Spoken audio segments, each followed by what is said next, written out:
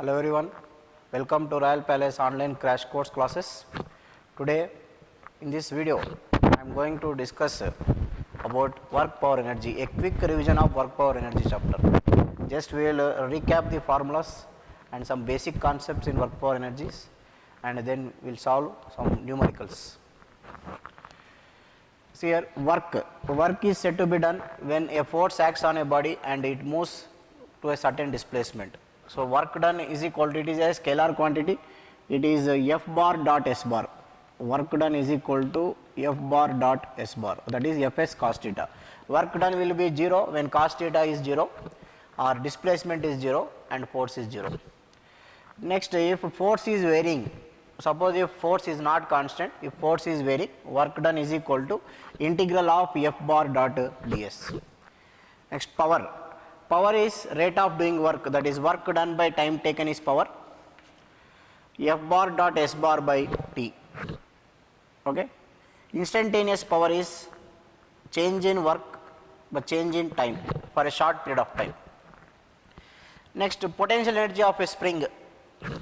When spring is compressed, suppose there is a spring, if that spring is compressed or it is elongated and released, some energy will be stored in this, and force across the spring is F is equal to kx. Force across the spring is F is equal to kx. F is function of x here. So therefore work done you will get half kx square. Then kinetic energy is half mv square. This you already know. Potential energy is mgh. Relationship between kinetic energy and momentum is kinetic energy is equal to p square by 2m, where p is the momentum. This is the change in mass due to the velocity.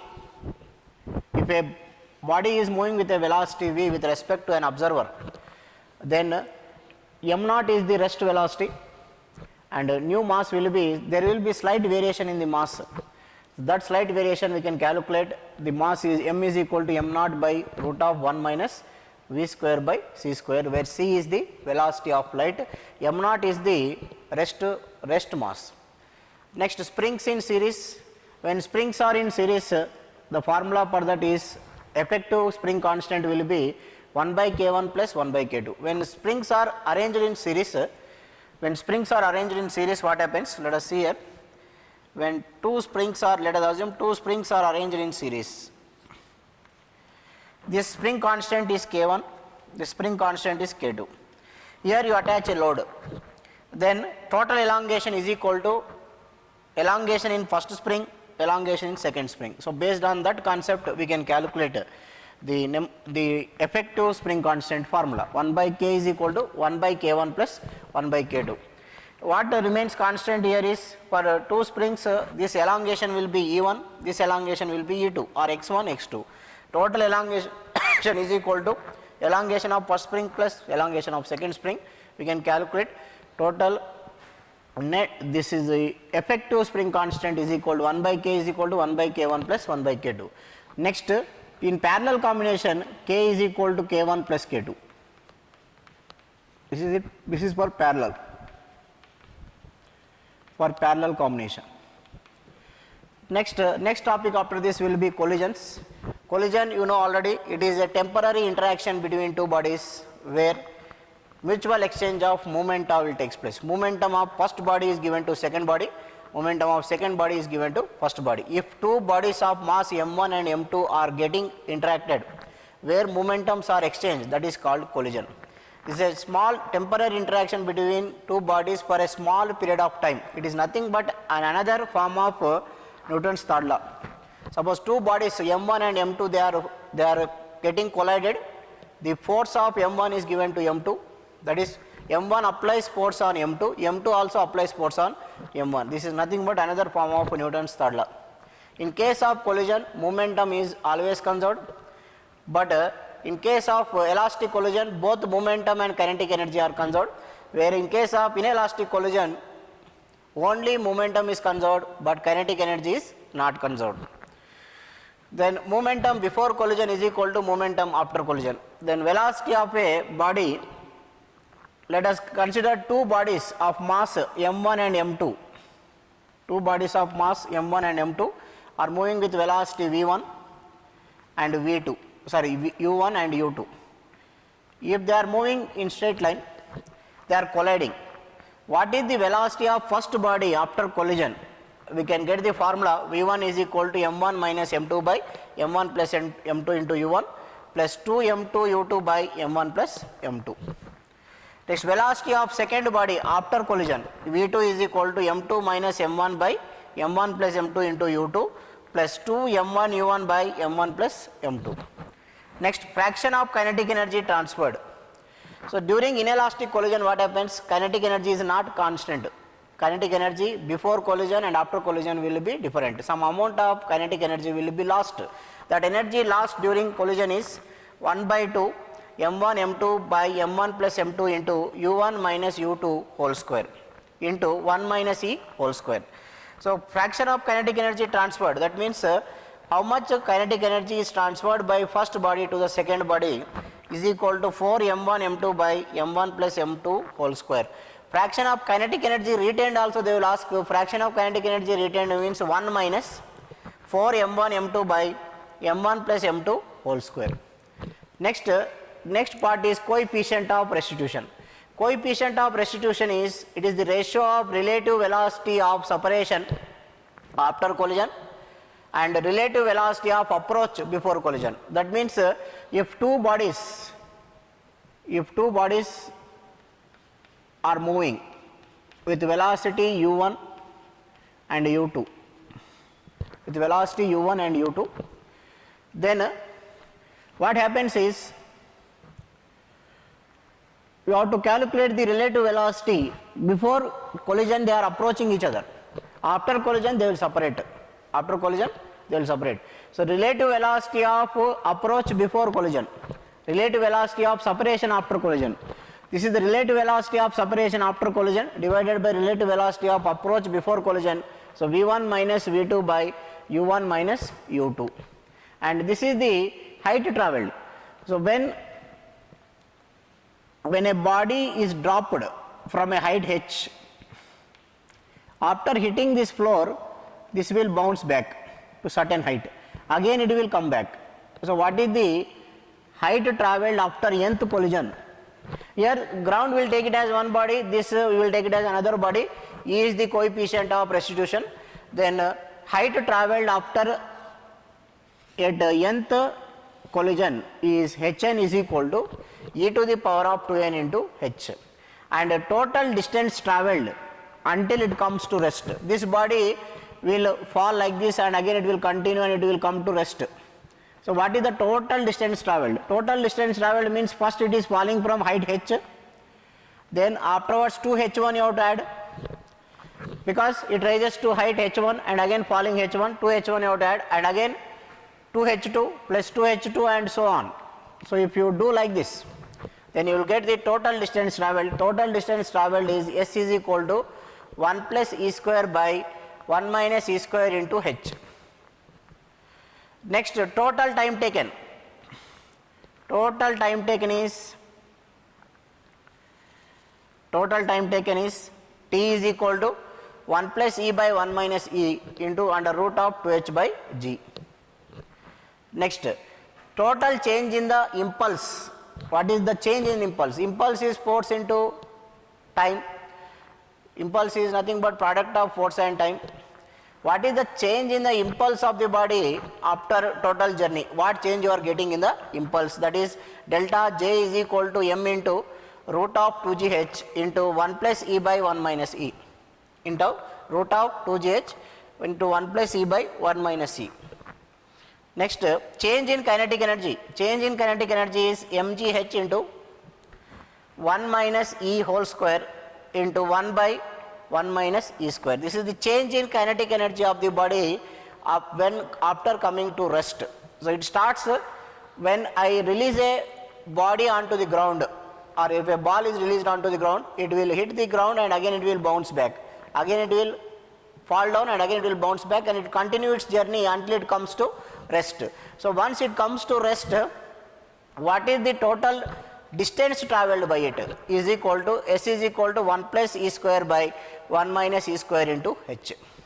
And What is the total time taken until it falls? What is the total time taken until it falls means T is equal to 1 plus E by 1 minus E into root of 2h by g.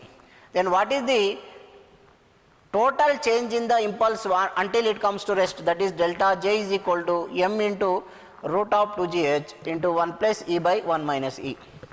Next, what is change in kinetic energy? What is change in kinetic energy is mgh into 1 minus E whole square into 1 by 1 minus E square into 1 by 1 minus E square. Next, what is the loss of energy during collision? So during collision, energy will be lost. When two bodies are getting collided, some amount of energy will be lost in the form of light and heat. So what is the loss of energy is? Loss of energy is equal to half m1 m2 by m1 plus m2 into u1 minus u2 whole square into 1 minus E whole square.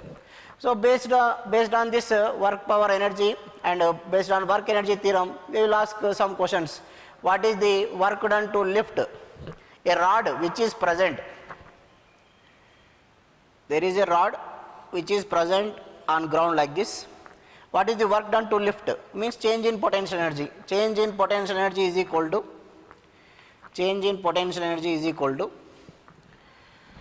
mgh.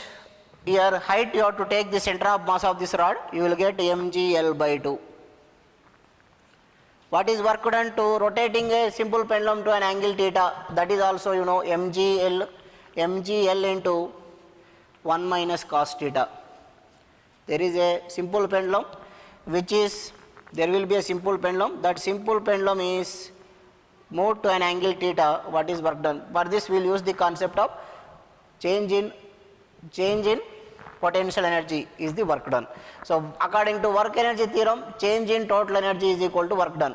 So when you are calculating work done, you can see the change in energies. What is the energy change? Then you can solve the problem. So these are the synopsis and the formulas what you have to remember in work power energy. And they will ask and last thing is oblique collision is there. Oblique collision. Oblique collision, what is head-on collision and oblique collision? Head-on collision means the center of mass of two bodies are on the straight line before collision is nothing but head-on collision. Oblique collision means the bodies will move in different directions. The center of mass are not in the straight same line. They will collide. After collision they will move in two dimensions, that is called oblique collision. So when oblique collision question is asked, you have to conserve the momentum in both directions, both x and y. Then after conserving the energy in both x and y, both x axis and y axis you can conserve. Both x axis and y axis you can conserve, and you can find the velocities of the body.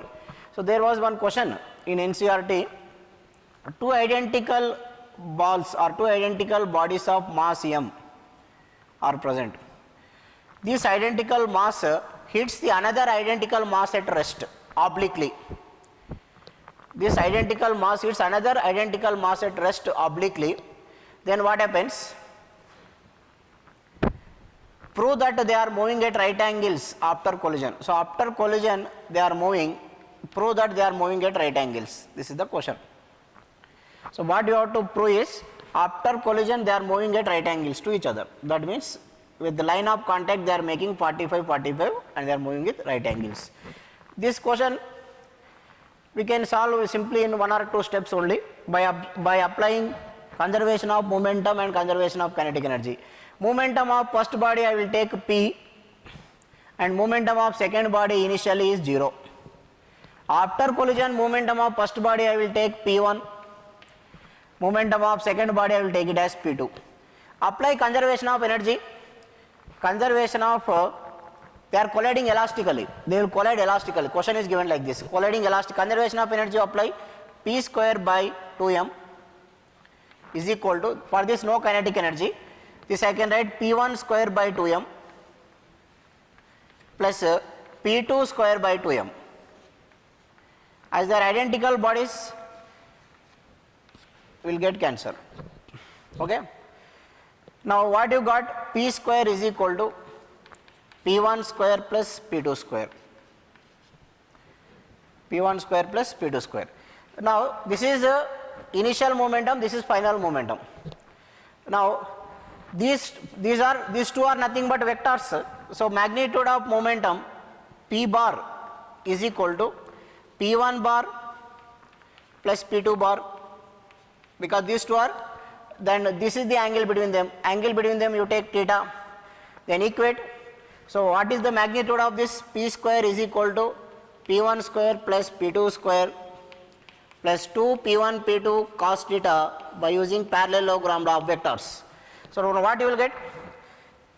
According to this equation, P1 square plus P2 square must be equal to P square. Then what is the value of cos theta? Cos theta should be 0, then theta is equal to 90 degrees. Directly you will get the answer.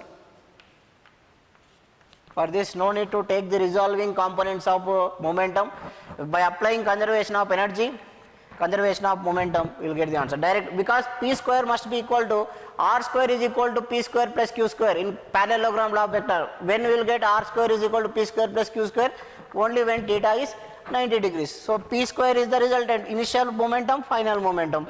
So final momentum is P1 and P2 are there, they are having an angle theta, so you should consider theta. These two if you equate, you will get theta is equal to 90 degrees. This is about oblique collision.